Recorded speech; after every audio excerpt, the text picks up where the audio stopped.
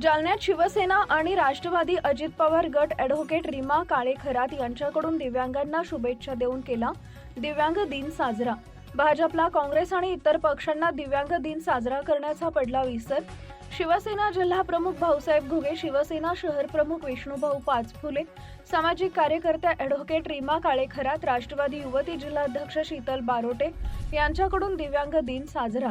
आज दिनांक 3 डिसेंबर रोजी सायंकाळी 5 वाजता मिळालेल्या माहितीनुसार 3 डिसेंबर रोजी दिव्यांग जागतिक दिनानिमित्त जालना शहरात विविध ठिकाणी कार्यक्रम आयोजित करण्यात आला होता। महानगरपालिकेत आरोग्य शिबिर, शिवसेना जिल्हा प्रमुख भाऊसाहेब घुगे, शिवसेना शहर प्रमुख विष्णुभाऊ पाचफुले यांच्याकडून दिव्यांगांना शुभेच्छा देण्यात आल्या। सामाजिक कार्यकर्ते ॲडव्होकेट रीमा काळे खरात आणि संदीप खरात यांच्याकडून दिव्यांगांना साहित्य वाटप करण्यात आले। भाजप, काँग्रेस आणि इतर पक्षांना जागतिक दिव्यांग दिन साजरा करण्याचा विसर पडल्याचं दिसून आलं आहे। सकल दिव्यांग सामाजिक संघटनेचे जिल्हाध्यक्ष राहुल मुळे यांनी प्रसिद्धी पत्राद्वारे शासकीय कार्यालय आणि राजकीय पक्षांनी दिव्यांग दिन साजरा करावा असं आवाहन मुळे यांनी केलं होतं। मात्र याला जालना महानगरपालिका आणि राष्ट्रवादी शिवसेना अजित पवार गटाकडून दिव्यांगांना शुभेच्छा देऊन दिव्यांग दिन साजरा करण्यात आला आहे। आज खूप महत्त्वाचा दिवस आज इथे आहे जे आपण साजरा करत आहोत, म्हणजे दिव्यांग व्यक्तींसाठी एक वेगळा दिवस जे आपण आज साजरा करतो आणि त्याचे मागे उद्दिष्ट काय आहे फार महत्त्वाचे आहे। जेव्हा दिव्यांग व्यक्तीचं नाव येतो तेव्हा कुठल्याही प्रकारची अपंगता आहे का असं दिसते, काही अक्षम आहे का काही करण्यामध्ये असं दिसते, पण आपले देशामध्ये ते बदलून आता दिव्यांग म्हणून त्यांची ओळख करण्यात आलेली आहे। याचा अर्थ काय आहे की त्यांच्याकडे दिव्य म्हणजे काय की एक गोष्टीमध्ये अक्षम असणे काही अक्षमता नाहीये, त्यांच्यामध्ये ऍक्च्युली सक्षमता आहे भरपूर गोष्टी करण्याची। ते समजून घेणे आणि त्यांना सपोर्ट करणे किंवा काय म्हणतो थोडासा जरी सहकार्य मिळाला ना तर भरपूर गोष्टी करण्यासाठी आपले दिव्यांगजन सक्षम असतात आणि ते सपोर्ट देण्याची तयारी आमची आहे। आजच्या कार्यक्रमासाठी आवर्जून इथे उपस्थित डॉक्टर प्रकाश आणि त्यांनी मला सांगितलं की त्यांचं किती मोठं काम, एवढे वर्षापासून त्यांची किती इच्छा आहे दिव्यांगांसाठी काम करण्याची।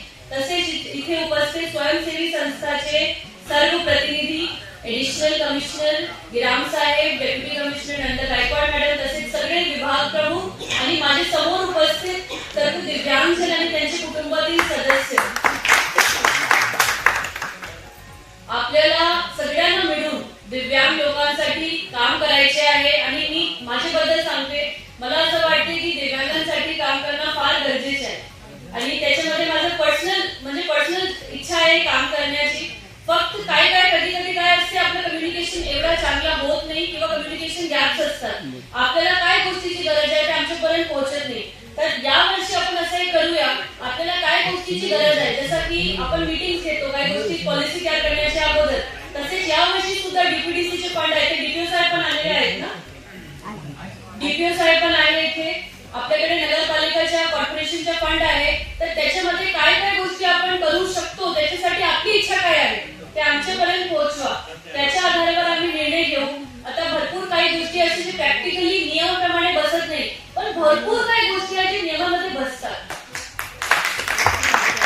तर नियमामध्ये काय गोष्टी बसतात ते बघून घ्यावा, त्याच्यानुसार तुम्ही तुमचे म्हणजे प्रस्ताव पाठवा की 10 लोकांना 15 लोकांना या गोष्टीची गरज आहे, ते आपण करूया। जिल्हाधिकारी म्हणून एक अजून चांगला विषय मी सांगू इच्छिते जे आपल्याकडे होत आहे, DDRC म्हणजे डिस्ट्रिक्ट दिव्यांग रिहॅबिलिटेशन सेंटर असा एक कॉन्सेप्ट आहे। त्याच्यामध्ये एंड टू एंड एक दिव्यांग व्यक्तीला सहकार्य सपोर्ट भेटण्यासाठी जो सेंटर इथे आता उभा होत आहे, त्याचा MOU झालेला आहे। सिव्हिल हॉस्पिटलच्या जवळ एक लोकेशन आम्ही आयडेंटिफाय केलेली आहे, संस्था आयडेंटिफाय केलेली आहे। ते लवकरात लवकर मला वाटते 3-4 महिन्यामध्ये ते चांगलं उभे राहणार आता DDRC सेंटर, ते आपण करूया। त्याच्या व्यतिरिक्त एक दुसरा रत्ननिधी फाउंडेशन आहे, ते दिव्यांग जे लहान मुलं असतात ना त्यांच्यासाठी ते चष्मा देतात, जे लो विजनचे मुलं असतात आणि त्यांचे कॅम्प्स असतात रत्ननिधीचे, लोकोमोटिव्ह डिसेबिलिटीसाठी ते काही जे गोष्टी पाहिजे ते सगळी गोष्टी रत्नानिधी देतात. त्यांचे प्रतिनिधींना आम्ही बोलवलं आहे, ते पण येत आहेत, 1-2 दिवसात येत आहे. तर त्यांच्यासोबत एमओयू करून जास्तीत जास्त दिव्यांग व्यक्तींपर्यंत आपण त्यांचे लागणारे साहित्य देऊ असं माझं मत आहे. बाकी आपल्याला जे काही गोष्टीची गरज आहे ते आमच्यापर्यंत कळवा. आम्ही प्रत्येक गोष्टी, मला वाटतं सर्वात महत्वाचे असते लाईव्हलीहूड, रोजगार. कारण रोजगाराशिवाय आपण स्वावलंबून होऊ शकत नाही. तर रोजगारसाठी काय गोष्टीची गरज आहे ते आपण फोकस करूया. आणि दुसरा विषय आहे आपली लहान मुलं आणि महिला. आज पण मला समोर महिला एवढी दिसत नाही, कारण आपली लहान मुलं आणि महिला घराचे बाहेर सुद्धा पडत नाही. दिव्यांग मुलं आहेत ते शाळेला जात नाही. तर याच्यासाठी काम करणं खूप गरजेचं आहे. आपल्याकडे प्रत्येक तालुक्यामध्ये एक ब्लॉक रिसोर्स सेंटर म्हणजे गट संसाधन केंद्र असतात. त्याच्या विकासासाठी सुद्धा यावर्षी डीपीटीसी मधून आम्ही निधी सँक्शन केलेली आहे. प्रत्येक मुलाला शाळेपर्यंत किंवा बीआरटी केंद्रपर्यंत जाणं गरजेचं आहे. तर हे प्रत्येक गोष्टी करून आपण दिव्यांगांसाठी काय काय ओव्हरऑल एक चांगलं एंड टू एंड काय करू शकतो सक्षमीकरणसाठी ते महत्वाचं आहे. आणि मला असं वाटतं की दिव्यांग जन सक्षम आहे, तुम्ही मनाने सक्षम झाले पाहिजे. मनाने अगोदर सक्षम झाले पुढची कारवाई करण्यासाठी योग्य होणार. आणि आपल्याकडे मोठे उदाहरण आहे हेलेन केलर, ज्यांच्यासाठी आजचे दिवस साजरे करत आहोत. आणि इतर पण आपण खूप म्हणजे विषय पाहिले आहे की लोक सक्षम आहेत, त्यांनी करून दाखवलंय.